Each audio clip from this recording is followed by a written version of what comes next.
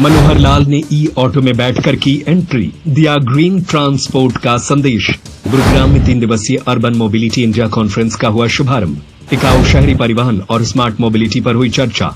केंद्रीय मंत्री ने मेट्रो विकास के लिए 3 बड़ी घोषणाएं की। गुरुग्राम में कन्वेंशन सेंटर बनाने की दिशा में जल्द होगी पहल। गुरुग्राम में आयोजित 18वें अर्बन मोबिलिटी इंडिया सम्मेलन और प्रदर्शनी 2025 का शुभारंभ केंद्रीय आवासन एवं शहरी कार्य मंत्री मनोहर लाल ने किया। खास बात यह रही कि मंत्री मनोहर लाल सम्मेलन स्थल तक पहुंचने के लिए निजी कार के बजाय एक इलेक्ट्रिक ऑटो में सवार होकर पहुंचे। उनका यह कदम टिकाऊ और पर्यावरण अनुकूल परिवहन को प्रोत्साहित करने का संदेश देता नजर आया। सोशल मीडिया पर मंत्री की ई ऑटो की सवारी करते हुए वीडियो और तस्वीरें तेजी से वायरल हो रही हैं। गुरुग्राम के सेक्टर 83 में स्थित हयात रेजेंसी होटल में आयोजित 3 दिवसीय इस सम्मेलन की theme urban development and mobility nexus रखी गई है।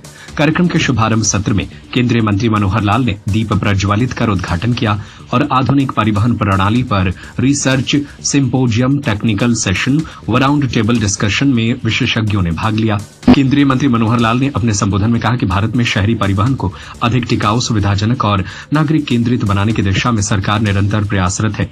इस दौरान उन्होंने दिल्ली मेट्रो इंटरनेशनल लिमिटेड के गठन, मास रैपिड ट्रांजिट सिस्टम के विकास और दिल्ली मेट्रो रेल अकादमी की स्थापना करने की 3 बड़ी घोषणाएं की। ये तीनों योजनाएं नवाचार और गुणवत्ता सुधार के लिए सेंटर ऑफ एक्सीलेंस के रूप में काम करेंगी। मनोहर लाल ने कहा कि गुरुग्राम में अत्याधुनिक कन्वेंशन सेंटर की भी आवश्यकता है, जिस पर तेजी से कार्य किया जाएगा।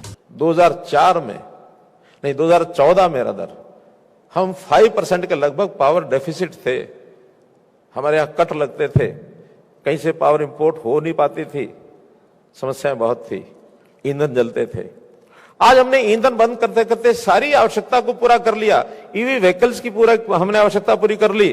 पावर को इतना बढ़ाया है कि 2025 के अंत में, नहीं 2025 अभी 24 के अंत में मैं कह रहा हूं कि हमारी पावर की जो डेफिशिएंसी हमने खत्म कर ली थी, पावर सफिशिएंट हो गए थे। आज 2025 में हम पावर सरप्लस हो गए मित्रों, सरप्लस। अब हम पावर को एक्सपोर्ट करते हैं। भूटान, नेपाल, आपका बांग्लादेश भी पावर जाती है यहां से, हमारी एक प्राइवेट कंपनी उनको दे रही है। म्यांमार में जाती है, आगे चल करके श्रीलंका में जाएगी, दुबई, यूएई, वहां भी अंडर सी केबल वो बन रही है। समुद्र के अंदर से केबल बिछा करके हम उनको भी एक्सपोर्ट करेंगे। तो पावर में हम बहुत शीघ्र, बहुत जल्दी हम पावर में, हमारी इतनी पावर हो जाएगी कि हमारा उपयोग जितना बढ़ेगा उसका तो उपयोग करेंगे ही। ज्यादा वाहनों में बढ़ेगा, क्योंकि बैटरी का बहुत बड़ा सिस्टम, चार्जिंग का सिस्टम ये आगे बढ़ने वाला है। गाड़ियां लगभग आपके पेट्रोल डीजल के बजाय ई व्हीकल पर आएंगी। समाधान करेंगे इसमें कुछ महंगी गाड़ियों को कैसे सस्ता किया जाए, या जो उसमें से पेट्रोल डीजल की बचत होती है उसको हम उसकी महंगाई के हिसाब से उसको ईएमआई में परिवर्तन करके उसकी अफोर्डेबिलिटी ई व्हीकल्स की कैसे बने, इस पर भी सारे काम चल रहे हैं। तो मित्रों, मोबिलिटी के नाते से कोई एक विषय नहीं है, बहुत विषय हैं जिस पर चर्चा हम कर रहे हैं।